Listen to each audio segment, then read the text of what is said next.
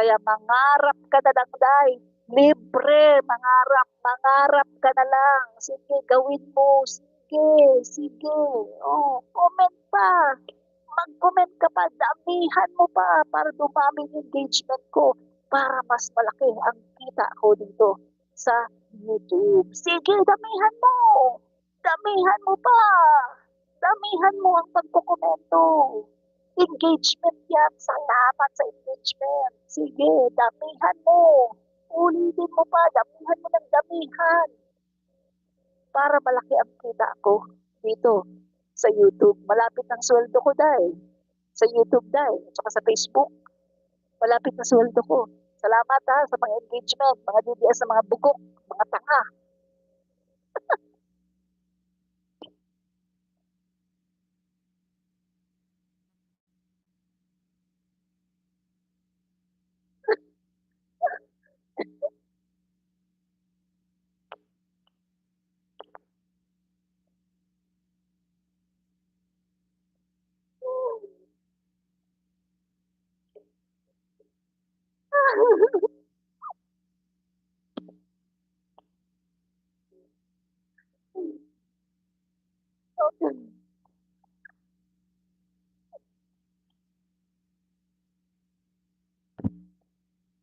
Tuloy tayo.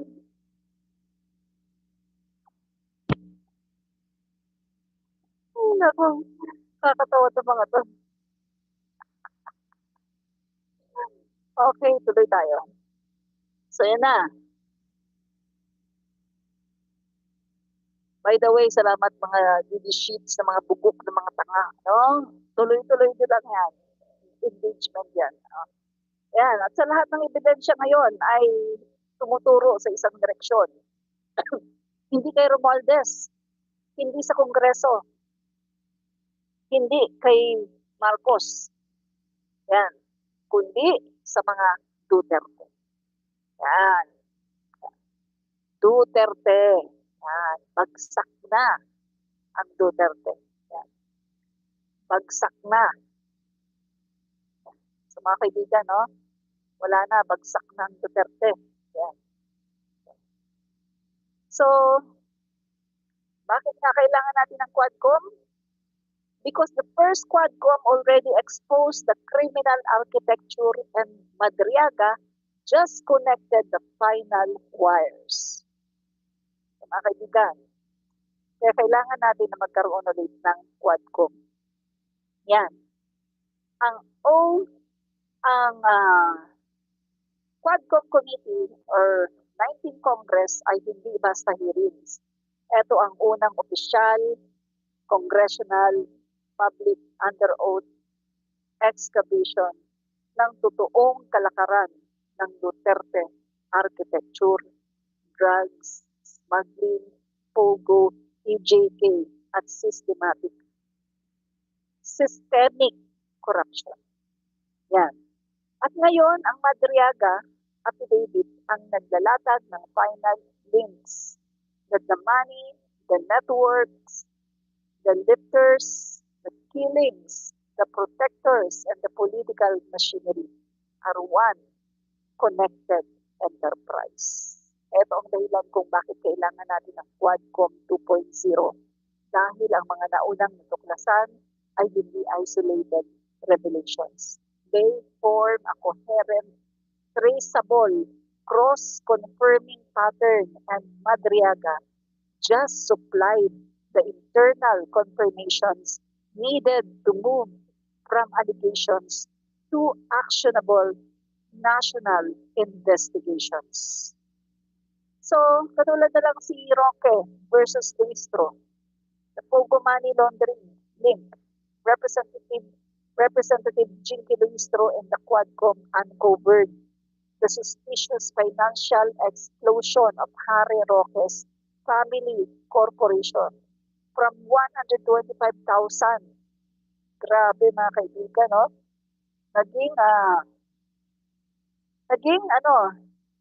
Grabe, 125 million. OMG. During the Pogo boom, Quadcom gathered substantial Grabe mga kaibigan. Nasa 100,000 lang yung pera niya. Biglang naging 125 million. Grabe, oh. So Quadcom gathered substantial circumstantial evidence linking Roque to Lucky South 99, where authorities found human trafficking, torture room, prostitution, scam hubs, illegal detention. After questioning, Roque fled to the Netherlands. Nakita mo yan mga kaibigan? Si Roque, kriminal talaga to eh. Kriminal talaga itong si Roque. So dapat na talaga siyang hunting mga kaibigan, no? Ayaw niyang sagutin, no? Yung siya naman ang, kita mo guys yung pinakahuling hearing ng Quadcom kung saan nagpresenta siya, sabi niya, kaya-kaya daw niyang ipresenta yung mga dokumento na nagbenta daw sila ng ari-arian, etc. Kaya dumami daw yung kanyang mga salapi, etc. Kung ano yung pinagsasabi niya, kaya daw niyang i-provide yung dokumento. Ngayon, nung sinabi ng Quadcom, sige, i-provide mo. Yan. Ayan na, hindi na siya sumipot. At siya ay tumakbo na. Nagtago. Meaning to say, wala siyang dokumento. Kasi nga, galing sa Pogo yung pera. At pati yung asawa niya, nagtago din. Diba? So mga kaibigan, itong Pogo Hub na kung saan associated si Roque, yung Lucky South 99, nung ito ay ni-raid ng mga authorities, nakita dito yung human trafficking. Merong torture rooms, merong prostitution rooms, merong scam hubs, at mga illegal detention. Yan mga kaibigan. Tapos hindi na nagpakita si Harry Roque. Nandun na siya sa dahil. So, ano pa? The Davao Mafia. Yan. Killings to save the Queen. Ito, protection. Killings to save the Queen plus protection of drug shipments. Sabi ni Jimmy Guban, nireveal niya, a Davao Mafia exists. Its purpose to save the Queen. He recanted all testimonies saying he was pressured to protect Paulo Duterte Manassas Carpio. Asierto reaffirmed deep Duterte involvement. So mga kaibigan, nagkukorroborate eh. Yung sinasabi ni Asierto, yun din yung sinasabi ni Las Cañas. Pagkatapos, itong sina Jimmy Guban na nag-appear sa Quadcom, yung same ang sinasabi. Pagkatapos yung isa pa, yung si Taguba, yung same ang sinasabi. Ang itinuturo, si Pulong at saka si Manassas Carpio. Nagko-corroborate, hindi lang isang tao ang nagsabi. Nasa 4, nasa 5. Kasama pa nga si Garma. So nagko-corroborate, guys. Yung mga testimony, may mga confirmation. So hindi ito basta lang kwento, kundi ito ay merong mga testimonial evidence, documents, may CCTV cameras, at iba pa. So hindi ito chismis na katulad ng ginawa ni Gutesa, ni Saldico. Ito ay may katotohanan at merong may ipapakitang ebidensya. Diba? So ano ba? Yan. Quadcom exposed the organized criminal superstructure around the Duterte family. How Madriaga's affidavit connects everything. The internal confirmation the country never had until now. There is where the logic becomes overwhelming. Quadcom, external evidence, Madriaga, internal witness. Mga kaibigan, same names, same methods, same money, same families, same network. So, mga kaibigan, tingnan natin sino ba itong Madriaga na to. Kilalanin natin hindi siya troll, hindi rin siya disgruntled staff. No? Si Madriaga ay isang E, EIB operative noong 1993 to 2021. Naging NSC at saka ISAP, Counter Intel Officer. Tapos, Wings Agent, PSG, GHQ, Duterte Political Operative noong 2016, Intel Handler, kay Sara Duterte, 2018 to 2022. Founder of ISIP Pilipinas, yan, kay Sara is my president. Organizer of 2022 BP Security Group. He is a competent witness with first-hand access, authority, and documented participation. So mga kaibigan hindi po siya basta-basta, hindi po siya troll, kung ano-ano lang. Siya po ay malapit talaga kay Sara Duterte. Yes guys, no? Malapit talaga siya kay Sara Duterte. Yeah. So mga kaibigan, ayun guys, kaya until daw si Sara Duterte, wala siyang pinadidibang, hindi rin na pinapabulaanan. Siguro naghahanap na siya ngayon ng script, no? Kung anong magandang script para magmukhang totoo yung kanyang pagiging, yung pagsisinungaling na gagawin niya, no? Kailangan maging makatotohanan. Siguro naghahanap pa siya ng matinding script para maniwala ang tao. Kasi mahirap pabulaanan yan guys, kasi with evidences. May mga picture si Madriaga, meron siyang mga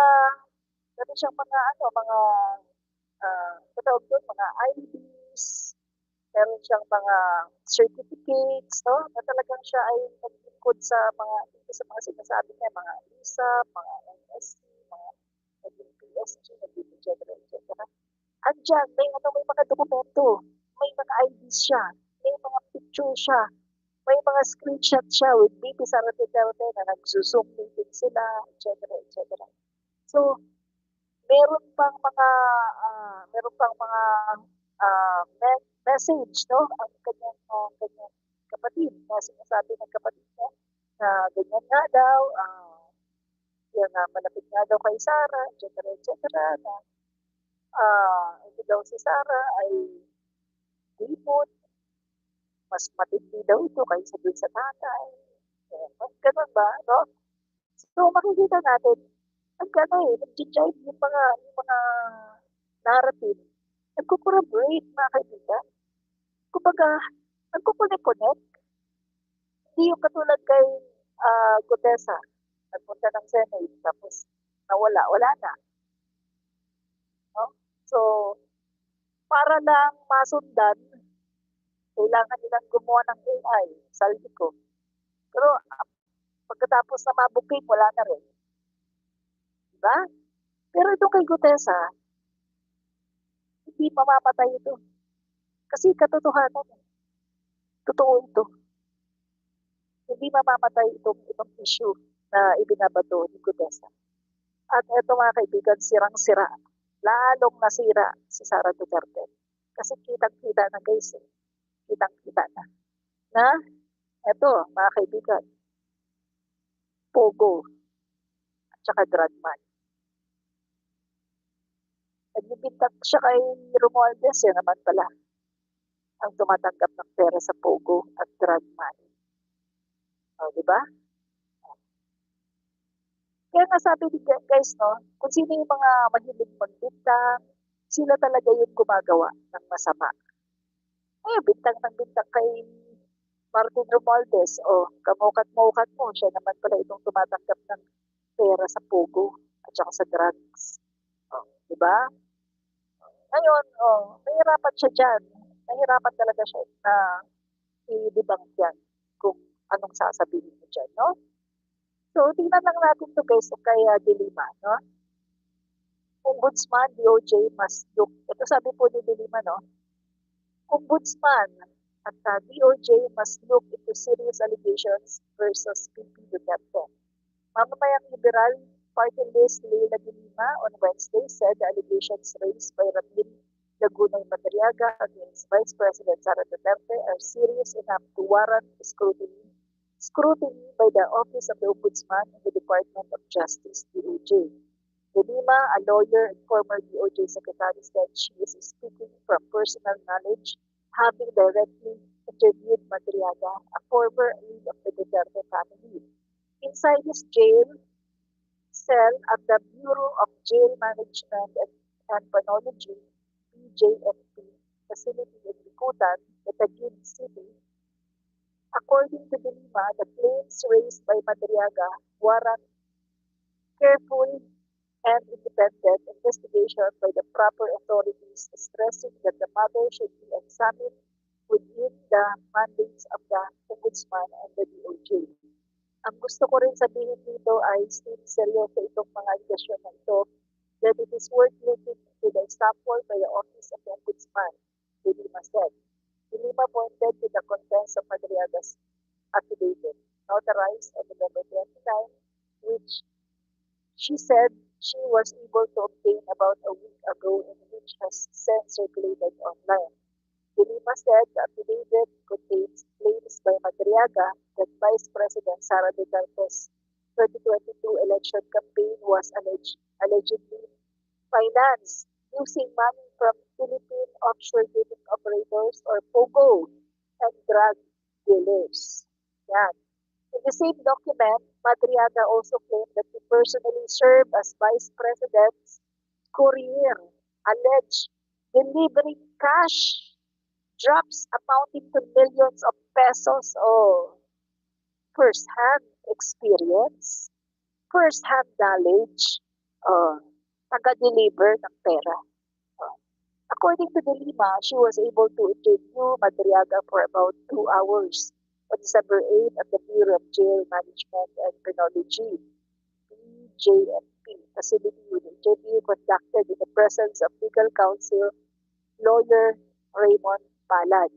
I received a copy of the affidavit at syempre nakita ko napakasensitibo, napakabigat ng kanyang mga akusasyon.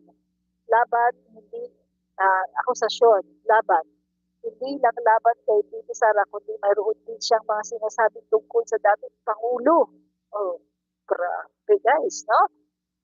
So, hindi lang pala si Sara dito ini-implicate niya, pati si Duterte.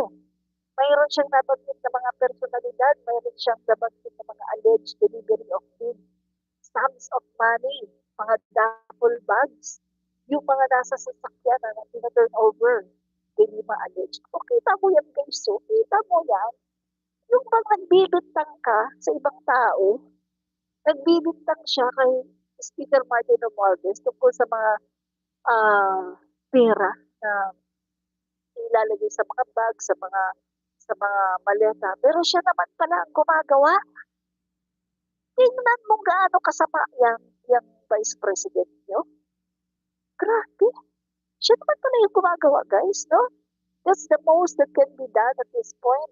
And the appropriate body, whether it's the DOJ, FBI, National Bureau of Investigation, Ombudsman, tingnan nila, busisiin nila itong mga akusasyon na ito. Kasi seryosong mga akusasyon ito, kasi tungkol sa POGO, funding ng candidacy of VP, drug money allegedly, funding the candidacy of VP Sara De Lima, alleged.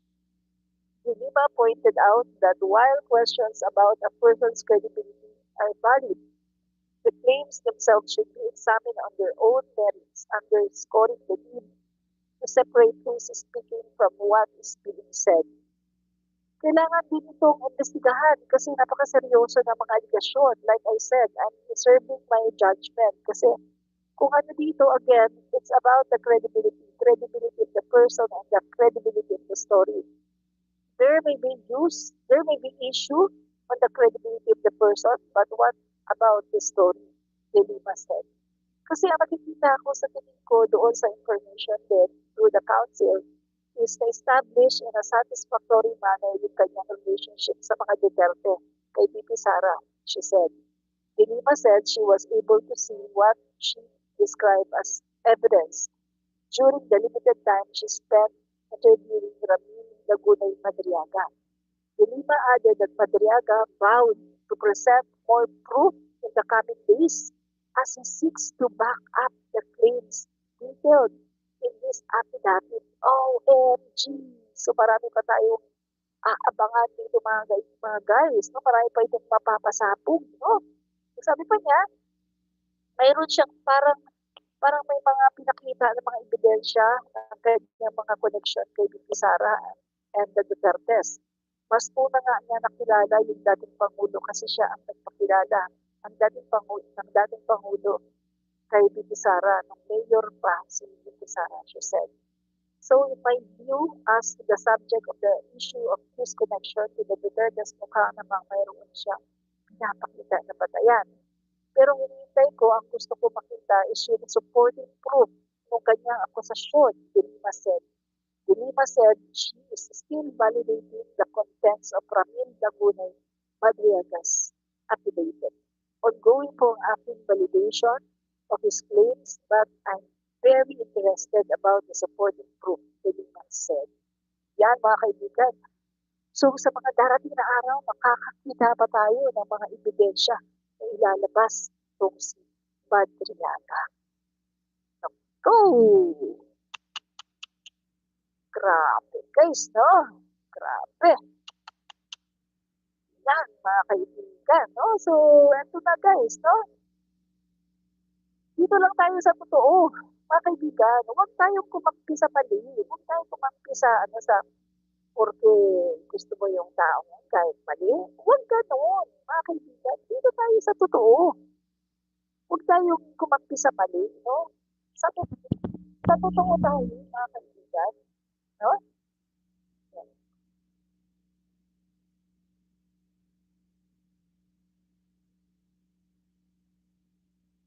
Yan. Dito lang tayo sa totoo. Yan. Okay, no? Mga guys, tingnan nyo. Hindi ba kayo nagtataka? Ito mga DDS, mag-isip kayo, gamit ng utak, mga DDS. Hindi ba kayo nagtataka? Si Sara Duterte, ang dami-dami nilang akusasyon about PBBM, about Martin Romualdez, pero never kang nakakita na ang dami naman nilang lawyers. Never kayo makakita na nagkaso. Hindi sila nagsasampa ng kaso. Kasi nga guys, yung mga sinasabi nila puro laway. Laway, walang ebidensya. Pero tingnan nyo, Sara Duterte, Sara Duterte. Ang daming kaso. Sinampahan na ng napakaraming kaso. Kasi maraming ebidensya. Kasi may ginawa talaga na masama. May ginawa talaga na kasalanan. Kita mo yung mga bakit hindi kayo nag-file ng kaso kay Marcos? Bakit hindi nyo kinasuhan si Romualdez? Anong sabi ng mga kakapit? Di kasuhan nyo. Kayo yata yung may ebidensya, kasuhan nyo. Bakit kayo nag-aantay? Atat-atat kayo kung ano-ano mga pinagbibintang nyo. Sabi nyo, marami kayong ebidensya, kasuhan nyo. Hindi nyo makasuhan kasi nga, wala kayong ebidensya. Diba? Yun lang yun. Hindi nyo makasuhan si Romualdez at saka ang Marcos dahil wala kayong ebidensya. Kasi laway lang ang puhunan nyo, laway. Diba? Wala kayong ebidensya. Kaya hindi kayo makapagkaso. Puro laway. Yan, umiiyak na naman ang mga DDS. Tama ka, Rino Angel. Umiiyak na naman ang mga DDS dito. Totoo lang yung sinasabi ko dito. Kahit kayo, mga DDS, na O, wag niyo nang antayin yung mga idolo niyo, tsaka mga influencer. Wag niyo antayin. Kayo na mismo, magsampa kayo ng kaso. O, magsampa kayo. Pwede rin naman kayo, ano kayo, mag-file kayo ng impeachment kay PBBM. Gawin niyo. Mga gunggong, mga tanga, bobo. Ang dami-dami niyo, hindi kayo makapagsampa ng kaso. Pagkatapos, galit na galit kayo sa mga kakaping at mga dilaw dahil hindi nagsasampa ng kaso, mga tanga, bugok, bobo. Kayo ang gustong magkaso, kayo siguro ang may ebidensya, kayo ang magkaso. Kaya hindi nila kinakasuhan si Martin Romualdez dahil wala silang ebidensya. Wala silang matibay na ebidensya na maipakita. Hindi naman pwedeng gamitin yung kay Gutesa at saka kay Saldico dahil walang bearing yun pagdating sa korte. Mga gunggong, mga tanga, mga bugok na mga DDS. Oh, diba? Ako, isang oras na pala ako dito. Uh, maraming salamat sa mga nanonood, no, mga PBBM supporters, mga dilawan, mga kamping, at saka sa mga gunggong na mga DDS, mga tanga at mga bobo na mga DDS.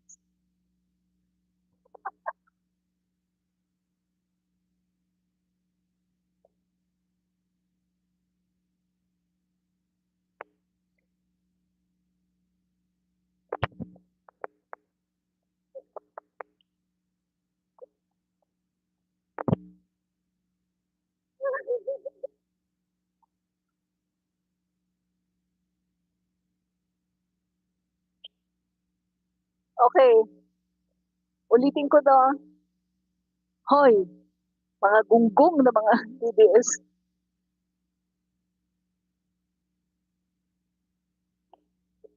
Pakiano naman to. Oh, nood kayo ng nood dito. Wala kayong pakinabang. Paki-double tap para makapag-like kayo, mga gunggong, mga tanga, mga bugok na mga DDS. Oh, nood kayo ng nood dito. Wala kayong pakinabang. Double tap nyo yan para makapag-like kayo, mga tanga, mga DDS, mga gunggong.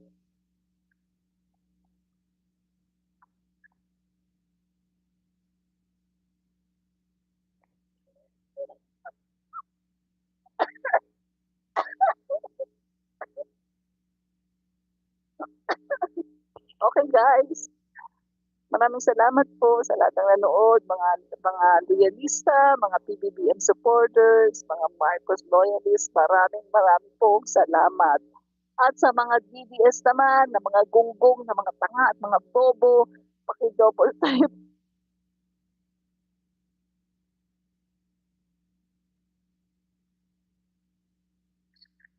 paki-double tap nyo para magkaroon kayo ng silbi. Mag-like kayo dyan. Hoy, mga gunggong na mga DDS,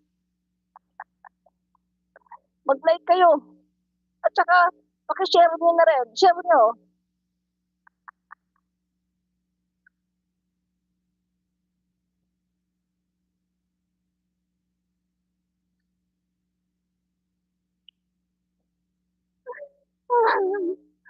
Okay. Bye-bye. Bye.